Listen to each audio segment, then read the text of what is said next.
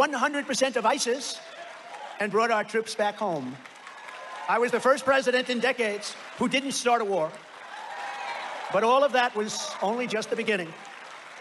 And here's some of the agenda, a very strong agenda that I'll immediately implement when we become, because it's really we, the 47th president of the United States.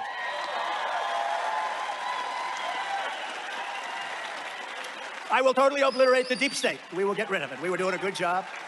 We will get rid of it. Before I even arrive at the Oval Office, shortly after I win the presidency, I will have the horrible war between Russia and Ukraine settled. Somebody said, are you on Russia's side? Are you on Ukraine's side? You know what the side? I want people to stop dying. That's the side I'm on. I did that with that crazy person who did the CNN town hall. Did anybody see the CNN town hall? It's one of the largest ratings they've ever had. And they fired the head of CNN because of it. The world is a little topsy-turvy. I'll get that done within 24 hours. Everyone says, oh, you can. Absolutely I can. Absolutely I can. I'm the only candidate who can make this promise to you. I will prevent World War III. And that's where you're headed. You're headed to World War III.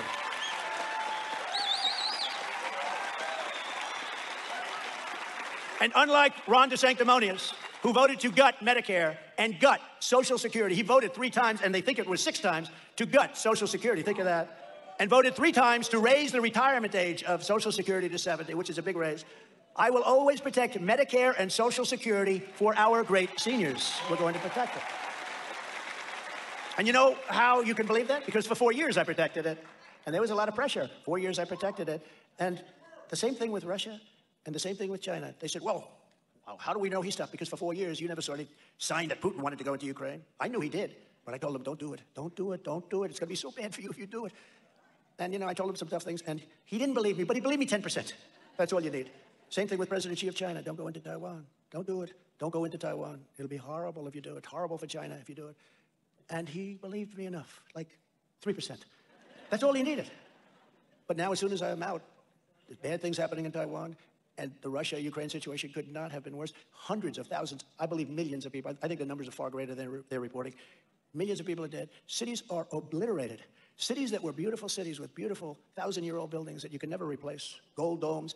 These beautiful cities are obliterated. And then they'll say 2 people were hurt and 3 people were killed. No, hundreds and even thousands of people were killed in those attacks. It's a horrible thing. I'll get it done within 24 hours. To stop the Marxist prosecutors who release rapists and murderers while persecuting conservatives, Republicans, I will direct a completely overhauled DOJ to investigate every radical DA and AG in America for their illegal racist in reverse enforcement of the law. I will do that. And as the horrific riots in France have proven, we must also redouble our efforts to ensure that anyone who comes to America shares our values and assimilates into our culture. We don't want people coming into our country that hate us. We want people that love us. Look at what's going on in France. Who would have thought? I predicted it, actually. That was one of our other. You ever see those signs? It's an honor. It's an honor, but that Trump was right about everything. They make Trump. A lot of it's common sense, isn't it? You know, is he a conservative? No, I'm a person with common sense. Great common sense, and most of the people in this room have common sense. As an example, who the hell wants an open border for the world to spill in, for them to dump every person who's mentally ill or a convicted killer or a convict into our country? I mean, who wants that? How is it good for us? It's a killer for us, and you'll be seeing it for years to come, and that's why we got to get them all out. We got to get them out. Common sense.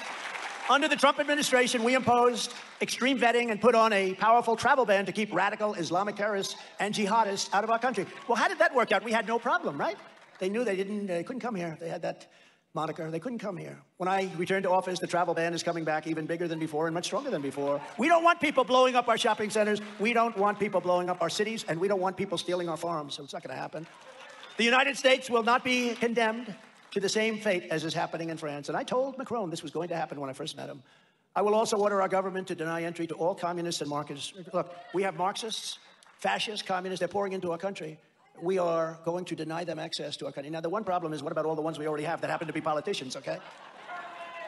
Nancy Pelosi, Schumer, Schiff. How about Schiff? Shifty Schiff. Liar. What a liar. He created the Russia hoax. And then, let me tell you a bad person. First in the nation caucuses. And you know who kept you first in the nation, don't you? When they wanted to move you, I said, there's no way we're moving. So that was the end of that. That subject did not last very long. As president, I strongly protected Iowa's first in the nation status in the Republican Party. And with me in the White House, Iowa, will be the first in, this is going to be the first in many, many years. We're going to do things that have never been seen before. Our country is going to hell, and we're going to take our country back. We're going to take our country back. What's happening to our country is horrible. I don't think we've ever been in a situation like this. We have potential world wars. We have weaponry, the likes of which nobody's ever seen before. You don't want to see it. You don't want to think about it. And we have a man in the White House that has no clue what the hell is happening. I want to thank Iowa Senate President Pro Tem Brad Zahn. Thank you, Brad, very much. Thank you. Attorney General. Thank you, Brad. Attorney General Matt Whitaker. Great guy. Thank you, Matt. Senior Advisor Representative Bobby Kaufman. Thank you, Bobby. There's Bobby. He's doing a great job. State Senators Lynn Evans, Sherilyn Westrick, and Dan Dawson. Thank you all very much. Thank you very much. Iowa Representative Heather Hora and Brad Sherman. Brad, I just want to pay respects to Brad and family. Last time I was here, I was with the whole family, and Brad's daughter passed away very suddenly, shortly thereafter, and a very special family, very special man, and she's looking down on you right now, Brad, and she's very proud of you. So I just want to pay my respects. Thank you, Brad, very much. Sheriff Andy Brown. He's central casting, this guy, I'm telling you. So where is he? He's a big, strong guy. That's it, central casting with a beautiful family. Thank you, Brad. Thank you very much, Sheriff. Dallas County Republican Chairwoman Kelly Koch. Nebraska, I love Nebraska too. We love Nebraska. I love Nebraska. That's a big contingent.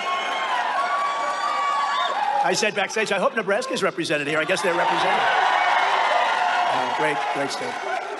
We won it twice. We won the primaries. We won the elections. It's just great. Well, we won it all. Thank you very much. Thank you, Nebraska. Nebraska National Committeewoman Franchon Blythe. Thank you. Thank you, Franchon. And Nebraska GOP Chair Eric Underwood. Good guy, good man. Thank you, Eric. Great job. Great job, Eric. For 7 years, all of us have been fighting side by side to rescue our country from sinister forces who hate it and want to destroy it. You've been watching along with me. We're all watching together, and most of us can't even we don't have any clue what the hell they're doing and why they're doing it. We don't even have a clue, but it doesn't matter. That's what they want to do. And now we are approaching the most important battle of our lives. This January, we're going to win the Iowa caucuses in a historic victory. And on Election Day 2024, we're going to win the state of Iowa and Nebraska. You know, I'm doing a Nebraska event too, so we'll get it. But it's nice that so many of you are here. And we're going to evict a very crooked President, Joe Biden, from the White House. You know, I took the name away from Hillary. I don't like using names twice. Crooked Hillary. Now I call her Beautiful Hillary because I wanted to use it for Joe Biden because it's so appropriate for Joe Biden. He's taken money from any country that wants to deal. And we're going to make America great again. Today, I want to talk about how we're going to fight, and I think no president has ever come close to me for fighting for farmers and farmers' rights. And we're thrilled to announce the launch of Farmers for Trump, led by Representative Mike Sexton, farmer and chairman. He's a farmer and chairman of the House Agriculture Committee, and a great guy, and I want to thank him. Representative Derek Wolf, farmer and vice chairman of the House Agriculture Committee. Great people. Representative Heather Hora, farmer and member of the House Agriculture Committee. And the Honorable David Kerr, farmer and former Iowa representative, and Jeremy Davis, former senior official at the U.S. Department of Agriculture. These are incredible people, and they take care of their farmers, and they know your business almost as well as you know it. I also want to thank some great Iowans, and they've come here and they've joined us for our panel discussion earlier. It was great. Starlin Perdue, Justin Schultz with the Renewable Fuels Association, John Tarks, a fifth-generation farmer and seed dealer. Good money in seed, I guess, John? Good money. More important, good product. It better work or we're gonna have a lot of problems. I'm proud to be the most pro-farmer president that you've ever had in the White House. We did more for American agriculture than any administration in history by far, and that's been pretty much acknowledged. It's been nobody disputing it. Under my leadership, our Department of Agriculture cut 7 old regulations for every 1 new regulation, saving farmers and taxpayers hundreds of millions of dollars a year. We cut, as you know, regulations at a level that nobody's ever seen before. Cut more regulations, generally speaking, beyond the farms, cut more than any president in history by about 5 times. I repealed Barack Hussein Obama's, have you ever heard of him? Ridiculous Waters of the United States rule. You know what that is? That sounds so beautiful. Waters of the United States. It basically, they were taking your property away from you. That's what it was. I said, I'm going to get killed when I do that one. And I had people come to the White House. We had a news conference, and farmers and builders, developers, housing specialists. And these are grown men and women, in many cases women, and most of them were crying. They basically were taking away your property. It was terrible. It had a nice name, but it was a horrible thing that they did. And it was a truly outrageous federal power grab over every ditch and over every puddle on a private land. And you'd have a little puddle, a little water on your land, and they'd call it a regulated lake, and you couldn't get anywhere near it. It was horrible what they were doing. To protect family farms, I eliminated the unfair estate tax or death tax so that if and when you want to give away your farm to your children, and it's your time and you're going up to heaven, but you want to take care of your children, you don't have estate tax to pay. That's nice. Now, I will tell you, if you don't like your child, then it's not going to help you too much. Who cares, right? Is there anybody that doesn't like their child? In which case, I just could save a few words. But most of you love your children, right? So, you know what was happening? You'd leave your farm to your children, and then the estate tax would be so great they'd have to go out to your local friendly banker who became unfriendly when you didn't pay the interest. And a lot of times they'd lose the farm. They worked hard, but they'd lose the farm. We ended that. And now you can leave your farm to those you love, and you don't have the estate tax. That's a tremendous saving, so thank you very much. And we gave a giant tax cut to family farms that operate as pass-through entities, you know what that is, which produce more than 90% of agricultural products in the United States. Tremendous tax cut. I ended the disaster known as NAFTA, the worst trade deal ever made in the history of our country, and replaced it with the USMCA, that's Mexico, Canada, the best trade deal ever made, a gigantic victory for the American farmer. The USMCA pried open Canada's dairy, poultry, and egg markets for American producers. Now, you know what I'm saying, because I used to come here in Nebraska and other places, and they'd say, oh, it's so bad what Canada does to us, Canada sounds so lovely, but they really ripped off our farmers, and they really ripped off our country. The deal was so good, the deal that we just made, USMCA, that in fact, right now, Canada and Mexico are meeting at the White House because they want to renegotiate the deal with the Biden administration, and I say, don't do it. You had to live with that horrible NAFTA deal. Now you have USMCA where you're making a lot of money, and they want to renegotiate it. So that's always a good sign when they want to renegotiate. The thing is, you don't want to renegotiate. I stood up to China like no administration has ever done before, bringing hundreds of billions of dollars pouring into our treasury from China, and when no other president had gotten 10 cents from China, that not one other president before me got anything from China except ripped off. Our country was being ripped off. And when China targeted our farmers, you know about this very well because you were targeted at a level that nobody had ever seen before. I gave those same farmers $28 billion straight out of the tariffs that I was taking from China. I went to our Secretary of Agriculture, Sonny Perdue. I said, Sonny, how much damage has China done to our farmers? I said, you got to come back with a number. He came back. He said, it's about $28 billion. I said, well, we're going to give the farmers $28 billion right out of the pockets of China. You haven't heard those things, because the fake news doesn't like talking about them. Look at all those. They don't like talking about them. In fact, when we were talking, the polls are fantastic of us in Nebraska and Iowa and the farm states. The polls are fantastic, but I shouldn't have said it because it was a little bit aggressive, but a few months ago when we were talking about, do you think he'll win Iowa? I said, how the hell can he not? I gave the farmers $28 billion. How the hell do you lose?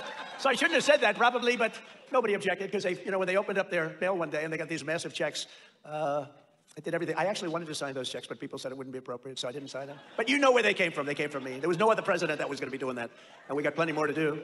I got Japan to slash or eliminate tariffs on over 90% of U.S. food and agricultural exports. It was very unfair. France, what they did to the European Union, what they do to us, it's unbelievable. It's not as bad, quite as bad as some of the countries like China, but it's horrible. The European Union was terrible.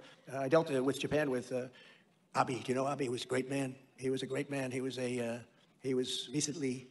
fairly recently assassinated, but we had a tremendous relationship. He was great. He's going to be missed, but we were able to redo the deal with Japan so that they take your farm product. They weren't taking it, and it was great. But the European Union agreed to nearly triple its beef imports and opened its markets to American soybeans and other things that you people grow so beautifully, and we opened it up. But it's a one-way street. We defend them, and we then get ripped off on trade. That was the story. Let's defend them, and let's also get ripped off on trade. But we were in the process of really stopping that and stopping it in a very big way. I also won our farmers gigantic concessions from South Korea, Argentina, Brazil, Guatemala, Tunisia, Ecuador, Morocco, and many other countries, all of whom were ripping us off and ripping off our farmers and our manufacturers at levels never seen before. In total, I successfully negotiated and renegotiated more than 50 agreements to boost farm exports by billions and billions of dollars, supporting millions of American jobs and supporting our farm industry. And I like to say, and very strongly and proudly, that I fought for Iowa ethanol like no president in history, and ethanol, period, like no president. I issued a rule declaring that E15 would be made available all year round. Remember, it was 8 months. Remember that? And then they came to me and they said, I don't think you'll be able to do this, sir. I said, why not? It didn't make sense, 8 months. And we made it all year round. In addition, I dramatically increased the number of fueling stations where E15 could be sold across the country by letting them use existing pumps. We thought it was all done, and they came to me, sir, they're not allowed to use the existing pumps. They have to go buy all new pumps. That was millions and millions and millions of dollars. I said, what's the difference? Well, actually, the old pumps are better, okay? I said, do you mean you have to replace them with new pumps? And I said, you don't have to replace them with new pumps any longer. It was a big thing. As a candidate, I made big promises to Iowa, to Nebraska, and as your president, I kept every single one of those promises and actually did much more than I said we were going to do. Much more. And I can tell you that no president has ever fought harder for our farmers than I did. By contrast, Ron DeSanctimonious, have you ever heard of him? He was losing badly. I endorsed him and he ended up winning. He was losing, he was so low, he was lower than anybody. I said, Ron, let me tell you, if George Washington came back from the dead and he had the support of Abraham Lincoln, you can't get elected. He said, sir, if you endorse me, sir, I'm telling you I can win. And you know, he fought a little bit along with 200 other people, frankly, but he fought a little bit for when they did impeachment hoax #1 and impeachment hoax #2, total hoaxes. And so I figured, what the heck? The one that was winning, Adam Putnam, was the head of agriculture in Florida, and he had it made. He was leading by so much that he was already measuring the carpets in his beautiful new office that he was planning to move to, but Ron was losing badly. And I said, all right, let's give it a shot, Ron. I don't know if you can make this. This is a big one. He was so far behind, because you know why? Because he was a lousy candidate. And I endorsed him, and he became like a rocket ship. And he ended up getting the nomination. Then I held a few rallies for him because he was not going to beat the man that he was running against, who at the time was said to be the hottest guy in the Democrat Party. And Ron said, no, I won't be able to beat him. Oh, you'll beat him. And I did 3 rallies where we had massive crowds. I wish we had a rally today. By the way, there are thousands of people outside. Can't get in. Great job. But this was really a gathering of farmers, largely farmers. So we wanted to do this a little bit differently. But we have thousands of people. And we're going to come back. We're going to do some really big rallies over the next month and a half. So here and in Nebraska. But so he ended up winning, and then they said to him, they shouted, anyone, look, some people I help, some people I get in. This guy I got in. He was dead. He was dead as a doornail. And I like loyalty, you know, a little loyalty. So three years later, they said, will you run against the president? He said, I have no comment. I said, whoa, no comment. That means he's running. That's what that means. And since then, he became Ron DeSanctimonious to me. And he would be a total disaster. First of all, he's got no personality. You probably found that out because his polls are crashing. He's got no personality. But he would be a catastrophe for the farmers of Nebraska and Iowa and every place else, any place else. I think a lot of other people also. DeSanctis, as I call him, the abbreviation, is a globalist sellout, and Paul Ryan and Karl Rove, acolyte, who's in the pocket of Wall Street donors at the Club for No Growth. Did you ever hear of the Club for No Growth? You know what they call them also? The Club for China Growth. They are the worst. I was with them for a while. We were 61-0, and then we had arguments over a couple of candidates that I liked, and my candidates won. They don't like me too much. Club for No Growth. They're more concerned with China than they are with our country. They would outsource every American farming job to a foreign country. This is what Ron DeSanctimonious wants to do, and it would be a horrendous situation for this state and for neighboring states. DeSantis opposed my China tariffs, the ones where I gave you $28 billion, by the way, and that was just a small portion of what we took in. We took in hundreds of billions of dollars from China. Do you think they like me? Not too much. Very simply, DeSantis sided with the communists in China. I sided with the farmers in America. Does that sound good? That's good. I'm going to use that again. I like that, right? No, I've always been with the farmers. I was with them right from the beginning. That includes ethanol. Every Iowan also needs to know that Ron DeSantis totally despises Iowa ethanol and ethanol generally. He's been fighting for years. Don't forget, he was a congressman, and he was voting against it and fighting for years to kill every single job supported by this very important industry. Ending the renewable fuel standard was one of his top priorities as a member of Congress. He wanted to end it. And if he had his way, the entire economy of Iowa would absolutely collapse, because it would collapse if he did that. DeSantis slandered the ethanol mandate as, quote, socialism. He called it socialism, and called his vicious plan to annihilate the Iowa farming industry as a total no-brainer. Now he's going to come on here and probably say, I'm actually quite in favor of ethanol. I think it's wonderful. You know, one thing about a politician, I learned this long before I ran for office. When they have their initial thoughts, that's what they go back to. So he may have to come in and he may have to say, I love ethanol, isn't it wonderful? But what he's done to ethanol has been very bad. And the people in the ethanol industry understand that he's bad news. In Florida, DeSantis is famous for his cruel targeting of family farms, not in favor of the farms. In a callous betrayal of farmers, DeSantis recently vetoed over $130 million in farm subsidies, prompting the Florida Agricultural Commissioner to state in total disbelief, this is no conceivable, and there is no conceivable reason to target agriculture in a year when we have billions and dollars and billions of reserves. Agriculture was harmed today by the governor of Florida, and harmed very badly, and it's true. And he's going to do that to Iowa and Nebraska and everybody else, because that's his inclination. If you want to defend American farmers and grow more farm products in the USA, then you should vote for a very fine gentleman named Donald J. Trump. Thank you. Thank you very much. Thank you very much. Thank you very much. By the way, when we're finished, we'll take a few questions, okay? And I'll tell you that now, so that this way you can think of some really vicious questions to ask me. You know, if you wait till the end, nobody's ready for it. You just say, any questions, and you leave. But we'll take a few questions. With your support, we will put farmers first. We will put Iowa